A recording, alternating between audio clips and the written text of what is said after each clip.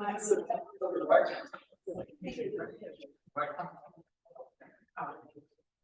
try again. Yes, I can hear myself.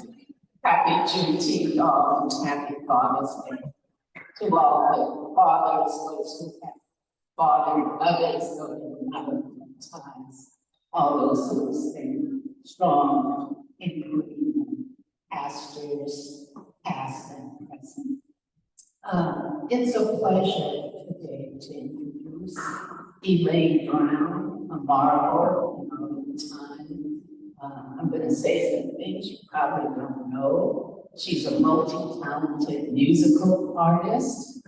She is a writer, having done A Taste of Power. I recommended to you a marvelous memoir of a young woman coming into the Black Panther Party and maturing as its leader in a very stressful, treacherous time. Just so happy that she could give up time today and work with us. She is a powerful person, a persistent person, and though she served many, many years in the struggle, she is still here in Oakland, having struggled to produce the almost impossible and affordable housing development in West Oakland that will accommodate people who have been formerly incarcerated. They are what they want. So thank you so much.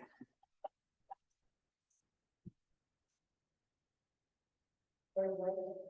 I want to thank Margaret Lashley for inviting me, and thank you, Reverend Jim, for having me here this morning. And I also want to say happy Father's Day to all of the fathers here, and body and spirit. And I want to also, of course, I have to call up the memory Father Earl Neal, because he came to be the spiritual advisor to the Black Panther Party. That's what he said. I don't know if we were so spiritual, but he became what we call our spiritual advisor. He became very close to you. But anyway, but as a result of this close friendship, as you all should know, in 1968, the Black Panther Party initiated our first free breakfast program ever here in St. Augustine's Church.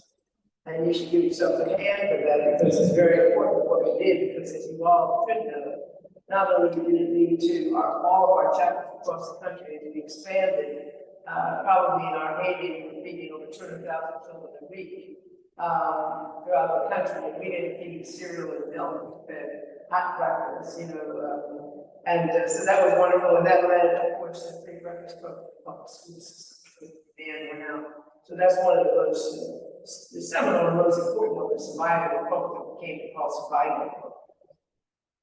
And so it was important because the other part of it was we went to a number of churches, and most churches here in Oakland, and I joined the Black Panther Party in Los Angeles, and even there, we could hardly find a church that wanted to allow us to have a breakfast program.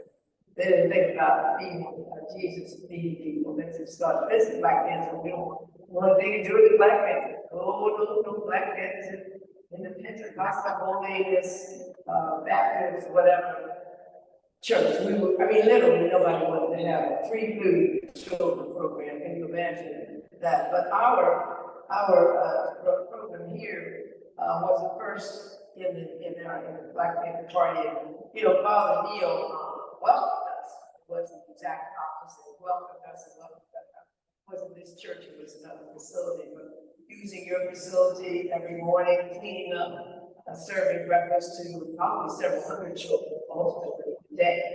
And that was wonderful. And then Father Neal always welcomed us and said, you know, the breakfast program, he had to quote Jesus on it because he quoted Jesus from Matthew saying, when I was hungry, you all know that you could eat. By the way, he got to find interesting when you think back. I was thirsty, you gave me a drink, I was a stranger, you took me a naked, you clothed me, I was sick and visited, I was in prison. And you came unto me.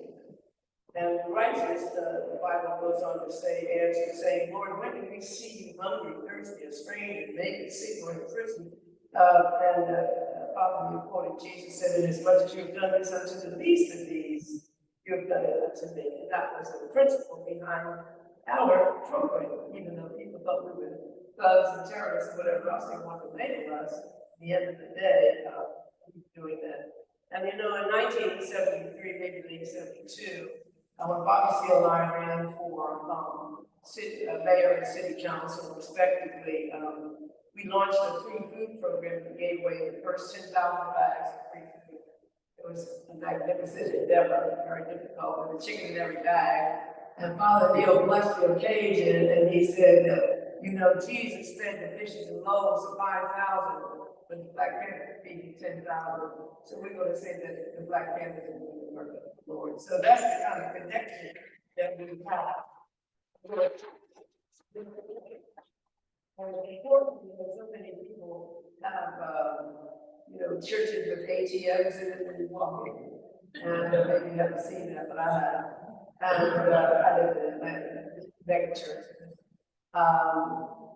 And so the importance of it is that you continue in the principle along the way. And I think that under the guidance of Father at that time, the reason you opened doors to our organization was that we have an agenda for freedom and we have these survival programs that absolutely reflected the true teachings of Jesus. And so I think that's really important to remember and hold on to. So what were these survival programs? We call them survival programs, and our slogan that we attached them to survival pending revolution, which we meant this was our way as poor and oppressed people to survive until we could get the strength and the power, which we always talk about power to the people, until we collectively came together and we fight to get our freedom, because we determined that we, Black people and other people in America, were truly not free. So these survival programs are there to help us lift our heads up, not be hungry, smart to fight when you can't find a place to live, you can't eat, and so forth and so on. So we developed free breakfast and free food programs all over the country. After a while, we had 48 chapters in the various states, and we had support groups throughout the world in South America, and Asia, in Western Europe, and Eastern Europe. And so we had coalitions with various organizations that we formed and formed coalitions with that we knew that had similar, were facing similar issues that we were facing as oppressed people, so that we joined forces to help to form the American Indian with AIM, then Peltier and all of them, and we helped to form a coalition with the Brown Berets, Chicanos out of starting in Southern California, with young boys, Puerto Ricans out of Chicago and New York, with Asians and Chinese out of what's called the Red Guard in San Francisco. And we also then formed ultimately the Black Panther Party, launched a group of older people, as I now, older people, and we had we were part of a coalition with the Center for Independent Living to talk about the disabled rights of independence, and we formed coalitions with women's liberation organizations and gay liberation organizations, so that we saw ourselves in connection with all other oppressed people of this country as throughout the world. We had coalitions with international organizations that were freedom fighters in Africa, with Zambia, Zimbabwe, with freedom, Mozambique, with the ANC in South Africa, and so forth. Certainly, we had a relationship with the Cuban government, with the government of China, North Korea, North Vietnam, and so forth. And so we were an international revolutionary organization, which is why we were targeted for Black Panthers.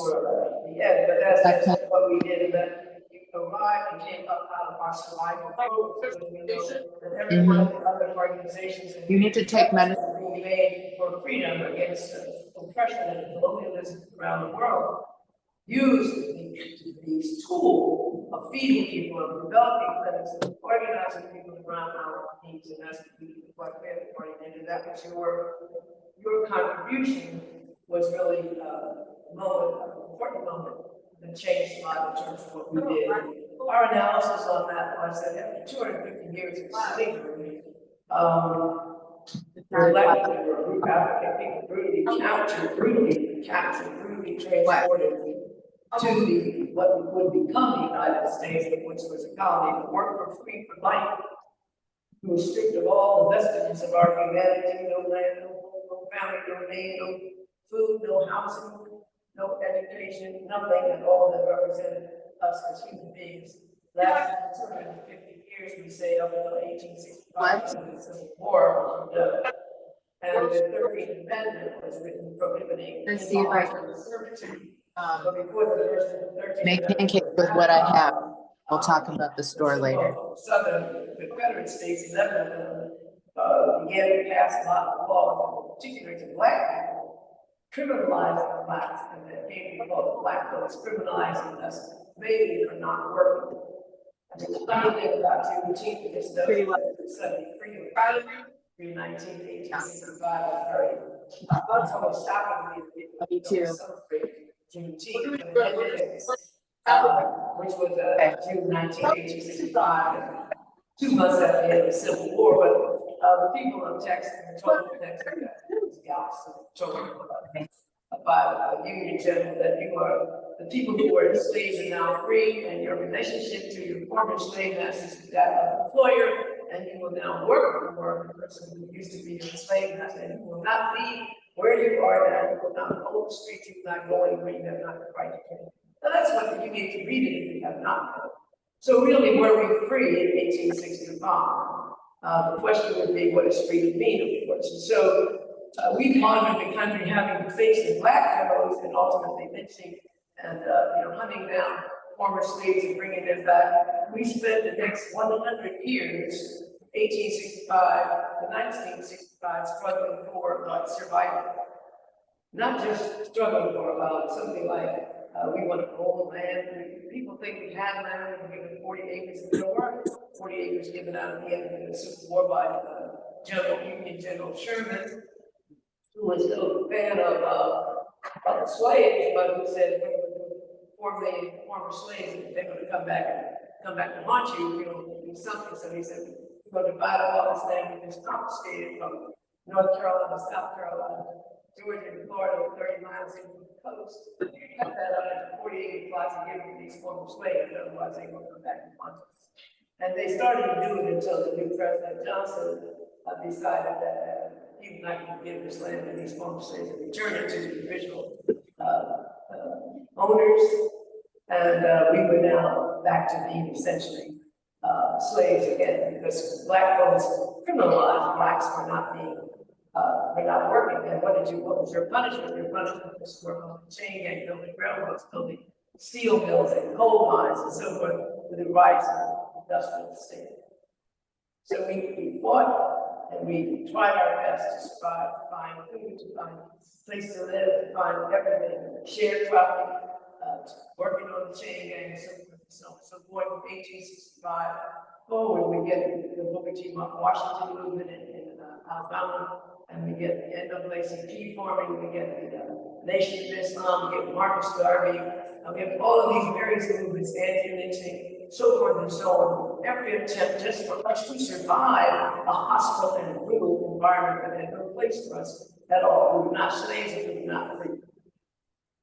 And in 1964, after so much struggle with the Student Nonviolent Arts Organization, and of course Dr. King's Southern Christian Leadership Conference, we ended up in 1964 getting what voting under the Civil Rights Act, which meant that we could now use public facilities. Pretty much nothing after 100 years. That's all that is. And when you go to a public facility and you look around now and you find that we can go into a hotel or we can go places we couldn't go, we don't have the money. Anyway, so really doesn't make that much difference. But the other bill, of course, is one of the bloodiest bill fought for voting rights for black people, which was won through a really bloody battle. Bloody battles. I always think of great Fannie and Hager, who lost her very eyes, and who beat up and fight for the right to vote. So 1965, under 64 Civil Rights Act, 65 Voting Rights Act. So what did that tell us? 100 years, and the only real steps that black people took was 1964 and 65, the legislation that allowed us to finally vote. and use public facilities. And during this period, of course, we had the rise of many movements, very popular things that we know about the Montgomery bus boycott, so forth. But we also know we got the great voice, moral voice of Dr. Martin Luther King Jr. And one of the things that he was doing is by this time in 1967, he made a great speech and it was called Where Do We Go From Here? He said, I look at we've done the 64 Civil Rights Act, the 65 Voting Rights Act. But when I look out in America, the King said, I see that black people have half of what is good and double of what is bad. So what are we going to do? Where do we go from here? And so he started to put together the Poor People's Campaign. And then putting together the Poor People's Campaign in 1967, he spoke to SCLC and he likened it to a situation that is to say the goal of the Poor People's Campaign. And King said, as a preacher, he said, I have to talk to you. He said, quoting from the Bible, King said, one night, this time quoting King, Bible. King said, one night the juror came to Jesus and wanted to know what he could do to be saved. Jesus didn't say, now Nicodemus, you have to stop lying. You have to stop cheating, committing adultery, and so forth. And the king went on to say, Jesus realized something basic. He said that if a man will lie, he will steal. If a man will steal, he will kill. So Jesus looked at Nicodemus and said, Nicodemus, you must be born again. Your whole structure must be changed. That's an important statement. And the king goes on to say, a nation that will keep people in slavery for 244 years, he says, that will exploit them economically, and a nation that will exploit economically will have to have foreign investments, and then it will have to use its military might to protect them. All of these problems are tied together. So what I'm saying today, King said, is we have to tell America, America, you must be born again.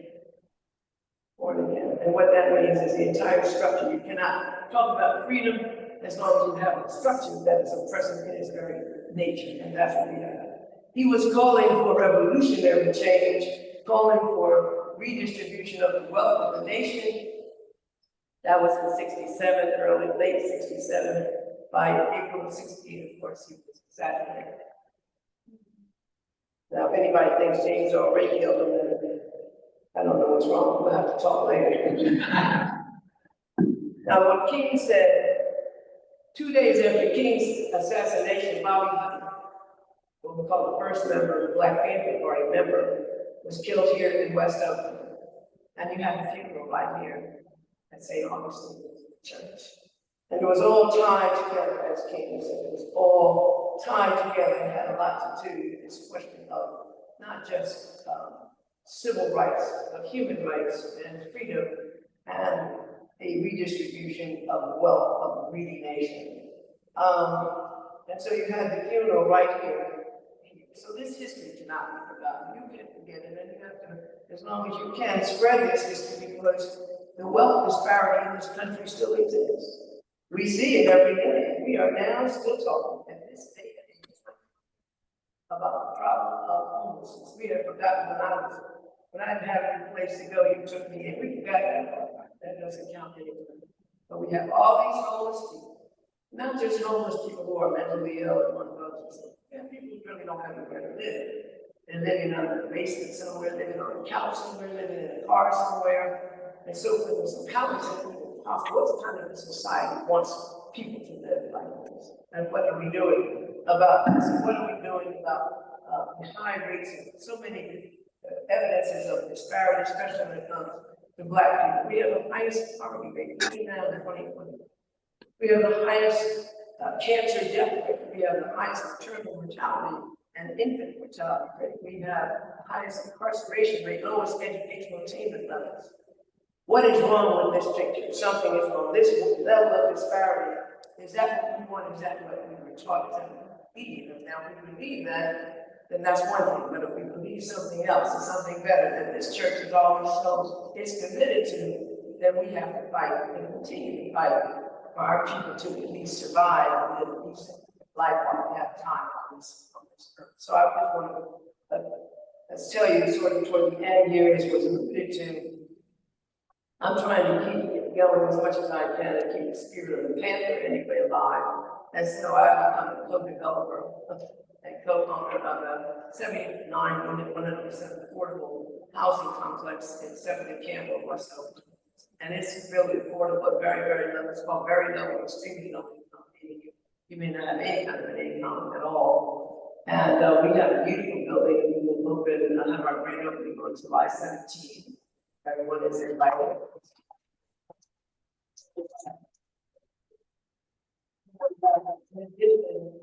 At that location, it's not just for formerly incarcerated, but we're not excluding formerly incarcerated people that don't have the ability to pay. And that's thousands. And people unfortunately have thousands of applications. And so we will be also launching there our nonprofit open enterprises. We will be launching there 5 businesses for cooperative ownership by formerly incarcerated and other people who may not ever get a job or never get work. And so those businesses are, we have a fitness center, we have an urban farm, we have a neighborhood market, we have a tech business, and we have a restaurant that they can also give that location where people in that community can have good services, and there are people who will own those businesses cooperatively will have a way of surviving with their own income, not having to try to get a job they'll never get because they're only incarcerated. Very difficult to get a job when you come out of prison.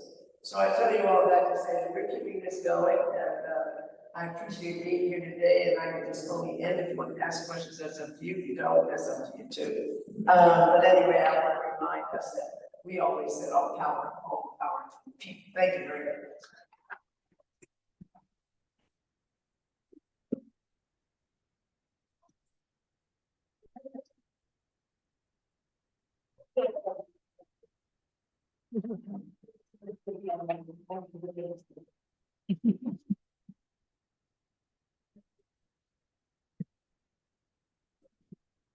So thank you for being here, and we are recording this, so if you have a question, please raise your hand and wait for the microphone. Does anyone have a question? And thank you, that was so great, good summary, and thank you for all the hard work you're doing for all the people of Oakland and continuing on that amazing legacy. Any questions? Question about the affordable housing project. I know it's directly across from the post office, and I think I've seen it from BART. From BART, can you see it from BART when you pass? It seems. We see it, we can't help but see it in here. What about it? No, I was just going to ask that you were able to acquire the funds to develop such a large project. It's beautiful. And we have lots of affordable, well, we're starting to, affordable housing in the area, but that in particular is very impressive. So I'm just wondering how you manage that fund. Gotta take it back to the, I gotta get my steps. I'll get my steps in. Don't worry about me. So first of all, we should recognize that 7th Street along that corridor, that particular area, was once known as Harlem West. Some of you, I can see you're probably old enough if you lived here in Oakland to remember Esther's Over Room, Slim Jenkins Supper Club. There was a black bank there, it was a black movie theater called Lincoln. And all kinds of private businesses, all of them have been driven out because of the post office gave up 12 square blocks of housing, moved out 400 black families with eminent domain. I don't know what that post office does. I mean, I'm there every day almost. It's like more people go there to local branches and go to that big post office. Anyway, there it is, eating up everything. And then of course the BART train elevates on that one side. So on the 7th Street station, 12th Street, everything is underground, right? Yeah. Then you go to 7th Street, it's elevated, right? And then you dip right back down and go to San Francisco, go through the tunnel, right? So why is it elevated and stuff? There was a decision made, wasn't there? That completely destroyed the day. You couldn't hear anything if you were playing music at Esther's Over and you were Billie Holiday trying to sing in Slim Jenkins Supper Club. You're not going to be heard because the BART train destroyed all of that. And it destroyed the neighborhood and the community and the sense of community, in the sense of not only belonging, but of owning our own lives, our own homes, our own business. That was all destroyed by those things. So that plot of land that we had, first of all, was sitting there for 30 years, blighted and by the city. It was just a garbage bin.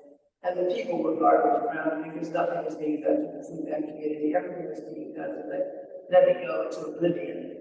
And people, of course, were being moved out by people who wanted to move in and, you know, live houses and do all that kind of thing. And, you know, have those people that when I went to Bobby Seale and I ran for office in 1973, Black people represented 70% of the population of West Oakland, now around 20% of the population. So much has been changed and moved. So for reasons that I can't explain, and this is really something. It was Keith Carson, the county supervisor, asked me what would I do about the splits, about going back to Francisco all the time, get out one and go back to the next. And I said, well, they need money. The only reason they can't go is they're stuck with no job, no training, so they're going to do what's desperate to survive. And so ultimately, I talked to Keith about developing businesses for people who are formerly incarcerated, since they can't get a job, they might have their own business. Of course, the law also deprives or denies formerly incarcerated people owning certain businesses like the barber shop and other what's that about. But anyway, and so I rode around and looked for a place to put these businesses, which are essentially the same businesses that we actually have put into place. And I found 50-some vacant lots in 2 days. It didn't take much because West Oakland is just filled with vacant lots. And I said, well, this one looks good because it's right on the main thoroughfare. So I said, I'd like to get that one. And I'm coming out of the Black Panther Party. We occupied everything we wanted to get. Like we wanted to have a free clinic in LA. We just moved into a vacant, empty storefront and opened a clinic. But anyway, so for me, it was going to be easy to do that. It was a working plan. Anyway, sounds nice. So anyway, we moved into that space. I mean, I looked at that space and I said, that looks great. I want to know, you know, how I can get it because nothing was going on down there happened in that. And ironically, it was owned or it was supposed to be developed by an organization called Open Community Housing. And the Black Panther Party started Open Community Housing in 1974. So it was like, wait a minute, this was a development of local community housing. They had gone out of this and dissolved everything. And so I went to the tax collector and I said, you can give me this property because it's tax. They have to pay their taxes. He said he couldn't give it. He said it was a long road to say, you can't give it to me. Believe it or not, if you haven't paid your taxes, it's up for grabs. It doesn't have to go for $40 a block. It can be gotten by a church or a nonprofit or some other charity organization for free if tax collector wants you that. It's that easy, but it's not that easy. In any case, I had to look at the health department, which was a nightmare. And I thought from that point forward to get them to give me this money. And ultimately, believe it or not, it was a then mayor, Jean Plum, who thought it was a good idea to build housing also, as well as these businesses. And she advocated for it and was able to push this through me to get a license. We put an urban farm there. So that's how we got the land. We didn't own the land, we had a license to develop the land and build it. So the question is, what's the long road to $80 million? Because that project is an $80 million project. How shameful is that? That you would have a 79-unit all-affordable building that would cost $80 million. That's $1 million for a unit. No place in America is that expensive except for Jamaica. The world is there. And I got this money by fighting and being real mean, sounding really nice here from the really church this Sunday. And I'm thinking hard about what I did. I didn't even, it wasn't a joke that I did the Black Panther Party. So I went crazy on everybody, and people just need support at some occasion where they just got tired. But you do have to struggle for a long time. The city did nothing, the county did nothing. These people don't want you to have houses. I can tell you, I can step by step as to exactly what kind of resistance there was in every single government agency. And then there is a racist The county HCD Housing and Community Development Department, for example, now when they would have a pot of money from a bond, a measure, or what have you could never find a black developer that money would go to, and therefore the people living in development were never black. So you have affordable housing, but it wasn't available to every community. This one is independent, okay? It took a lot, it just took a lot. I filled out what is called notices for financing, what you call notice of funding availability. I thought I competed with very big nonprofits, RCB, SAHAS, Eden, Ballsy, which took all black community properties that I want to talk about. I thought I competed with all of them, but like the people around me said, one thing you learn when you want to do something is don't pretend you can be everything. You can't possibly do everything. So get the person that knows the stuff. Okay, don't try to pretend you know. You're not a lawyer, doctor, musician, aerospace, whatever. You cannot be all those things. They take a lifetime, right? So you got to know the people that know the stuff you need. So I was able to meet people who knew stuff, who knew how to play that game, knew where the stadium. You don't even know what the stadium is. Money is issued by the city, by the county, by the state, by the feds. And this guy, one of the people that helped me so much, showed me how to ask for to get the money. There is money out there, but it's competitive and it's difficult. But I won a lot of money. Now, the first big money I got was from the county, $13 million, and I knew we were on our way. But we had to get all the money to build, even though there's pressure, you're not building, you're not going to hold this license, you don't have this development agreement, it goes on and on. All the bureaucratic entanglements that keep us from building anything. I'm doing a documentary on this development to try to show people here and around the country, you can do this, but it requires tremendous tenacity. You can't just sit down and say, well, let's go home. We'll meet once a week, once every 2 weeks, and we'll discuss it. Give me 55,000 years, just that would have yard. And I tried to get the bar train to put a cover over it, but instead, since we couldn't do that, we put in triple pane windows. If you're in that building, you cannot hear the bar train. It's not we have 1,000 square feet of solar panels on the roof. We have put in a vapor mitigation system underground, which keeps any kind of vapor in the groundwater that's coming from wherever, cleaners over here at gas station, they will not enter our building. We have the triple pane windows, and everything. We're getting environmental rating, and green rating of platinum, which is the highest we can get for environmental environmentally sound building. So we had to do all of that, but it required every single thing that I had, and that with the team that we were able to put together. People came, people went. That's the other part. It was just hard. It was 10 years. It was really hard. But if I had to do it again, I could probably do it in 3. But I know what the game is now, and I work right to stay there. I'm not, people don't like me, but I've made a lot of enemies in the city government and in the state government. But what's there, right? And at 81 years old, what you gonna do, kill me? I'm surprised I understand. We certainly can't hold that. I want to introduce Misty Cross, who's working with us. She is gonna be the and is affiliated with your church through. I'm just gonna raise your hand, everybody. Thanks. I know, but I just want to,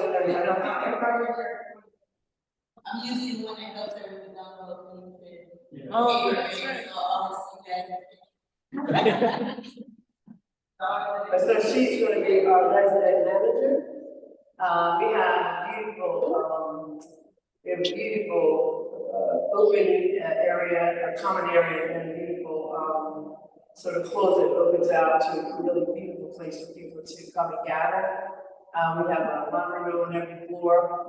I'm just trying to think of all the other things. We are providing a lot of, we're putting in free furniture and everything to get it. Bed, at least a bed and everything. And in every bedroom. We have studio 1 and 2s. We're all the kitchens are fully electric with microwave and so on. So we have a beautiful building, and we're very proud of it, but it took a whole lot. It's not a joke, but it can be done. It can be done, because the money is there. It's just that we don't, it's just like anything else, we can't get it, because it's being held up, bombing different places around the world. That's what Dr. King reminded us. This man, she has a question. You want to give that? Maybe she can shout it out. Okay. Thank you. Oh, what? Good morning. Good morning. Thank you for being here. I was curious to what the application process is. Yeah, the application process, first thing is the main eligibility requirement is there no more than 30% AMI, area median income as an individual or a family. So for an individual, area median income, 30% is around 31,000 a year. So if you earn more than 31,000 as an individual, if you have two people in the family, it goes up to around 40. You know, there's a scale that you have, so that's the minimum. But you won't qualify if you make more than, if you have an income greater than that. Hey, guys, come on in. We will have, hopefully by the end of June, we will have applications online and we will distribute, maybe your church could be a distribution point. Pancakes are ready. And we can have somebody, you can fill them out here and bring them over to our office in Secretary Campbell. Or you can learn how to go online and have a computer, we can work that out with you if you'd like to do that. You can have other people from the community come in here, and this can be a point where people can get an application. That is what it would be, a free application. Because we do have government money, subsidies, we have. Who ate the pizza? I one piece of Nick able. Three pieces. Market price, for example, for our two bedrooms is around 4,800, right? That would be the market price. But maybe we only have 400, so you can move into that, it doesn't matter what you have, it's 1/3 of your whole income, is the way you pay rent. But you would have the rent to keep it in place. They're all vehicles, they're all brand new too. And so you would fill out a pre-application, you could go online, and we will put that out, we're gonna pass out flyers for 14 days. And we'll pass it out in this neighborhood. And then, once you go online, now it's getting rough. It's starting to be selection by preferences. So for example, living in Oakland is a preference. Working in Oakland is a preference. You may not live in Oakland, but you can work in Oakland. Low income obviously is required.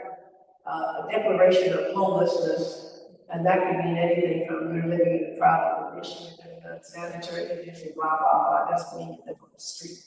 It just means you don't have a permanent, decent place to live in. What else do we have? Parents with children, seniors, disabled, those are the categories of preferences. So we will add up all the prior preferences, and so we just start putting people in categories and ordering them.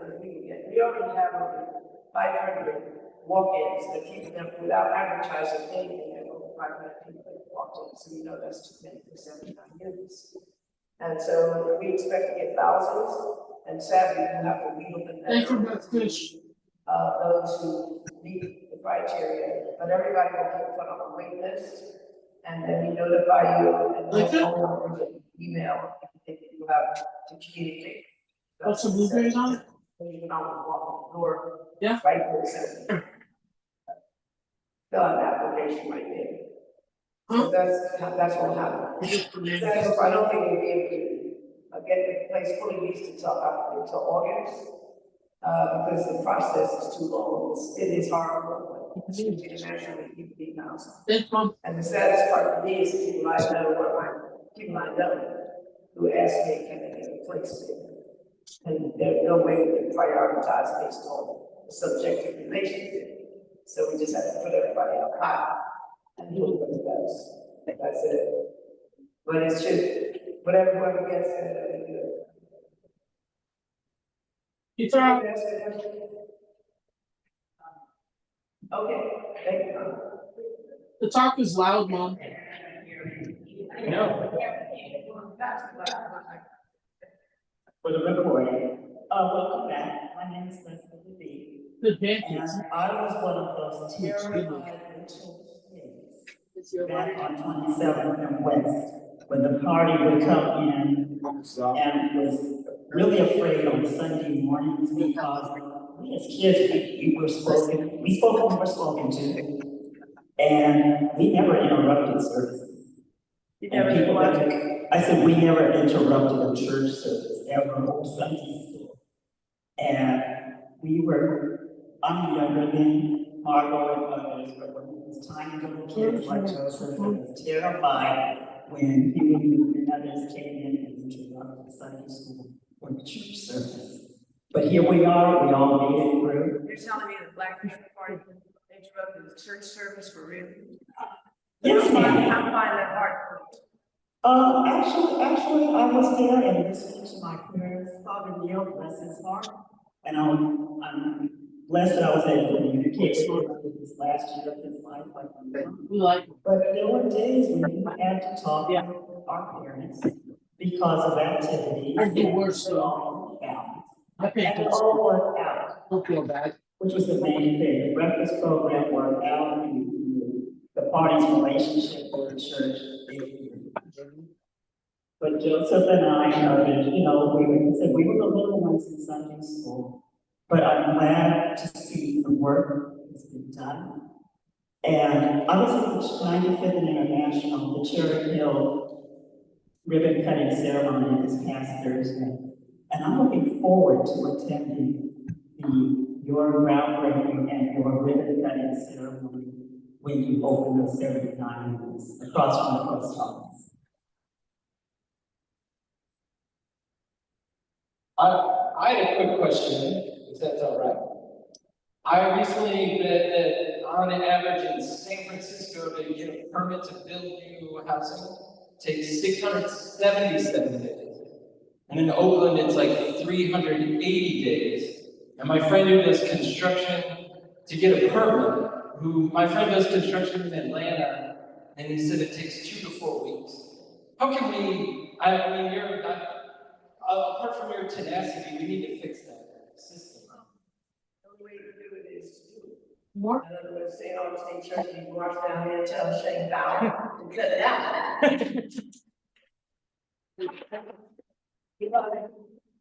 Our building principal, our building price of the permit was 1.5 million. So if you don't have any money, Thank you. 1.5 million for the house. I paid, we paid around 200,000 for an impact fee because we would not accept the public art program that they wanted us to have public art. Whatever that was, and they had one person who was going to decide whether or not this art was okay and that art was art. I can't tell you this. This city is completely overwhelmed by a bureaucracy that doesn't want to see that. And I would think that if this church would help take the lead, you can take, you'll be building up what people take the lead, coming out of West Oakland, coming out of Oakland, and saying, this is an outrage. All of the developers know it takes a lot. Now you have to hold on everything until you can get a building permit. And they farm out the building permit to private companies.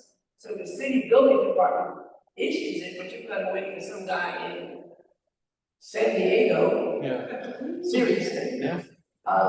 And we pay the city all that money, and we have to wait and wait. First there's a fee just for them to look, to accept your application. I remember paying that $10,000 thinking, wait, you're going to make me pay $10,000 for you to look.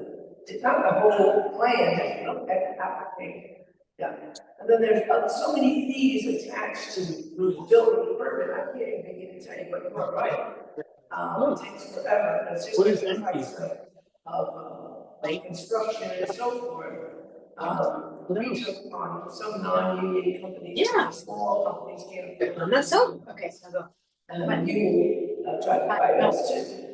We had union jobs. We had some union companies and some not. Bring some more, But the right? smaller, especially black businesses, construct painters. I'm turning it around. Hi. Love you, Mom. Just get paid them on the On job. top. There's all kinds of horrible stuff. It takes too long. I mean, She's doing good. She gave me her number so we could stay in contact. And guess what we have tomorrow? Guess who's coming? Our Nova. Our beautiful kiddo gets to come tomorrow to work. Affordable house developers, you have, as I say, I'll go to work too. you have Saab, you have. Really? But we'll talk about the Nintendo whole thing later, okay? But there are about 7 or 8. I know you said you're not promising the work today, right? They have the money. It may happen today, it may not. So if you, for So example, I'm not gonna, right? build something. We'll see. Okay. They just passed some little thing where you do something, but you have to wait, and you have to have a permit for this and a permit for that.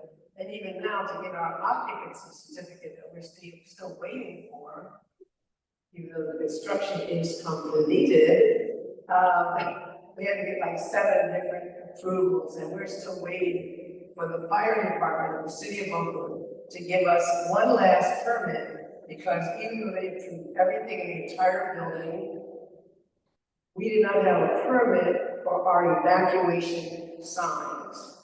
I'm not making this up. I'm not even imagining a permit. And we're waiting for that permit. It's the last little thing that we need to get the occupancy, because we can't even put people in the building right now, even though it's ready. And we can't move our furniture until we get the occupancy. But you know what? After a while, you just start acting crazy. I just wrote a letter to the chief, fire department chief, and I said, you know, I played the black part so bad, I know it.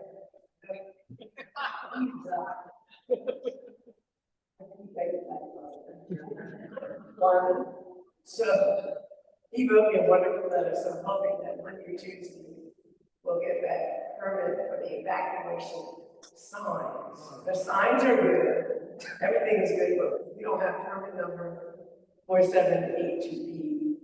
I'm serious. No, I believe you. So you are absolutely right, but that is the museum. Yeah. The delay.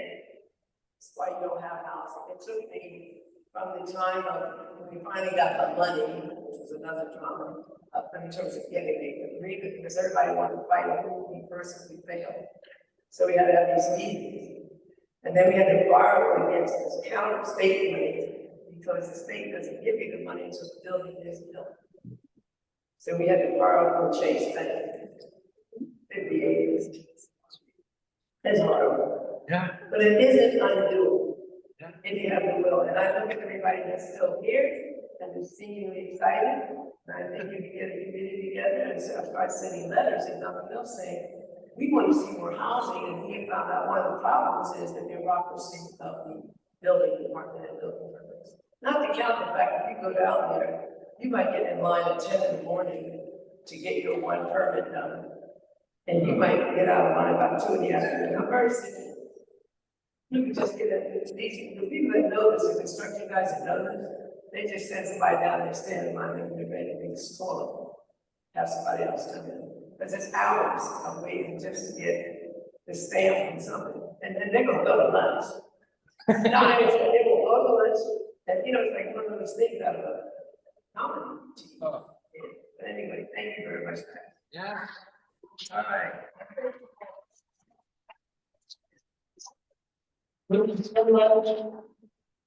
And I guess my prayer is that God will continue to imbue you with energy and tenacity, and may God grant us all tenacity and the ability when people don't like us to just go, nah. What are you gonna do? Yeah, that's right. She said a lot of people didn't like Jesus. So. Thank you so much, Elaine Brown.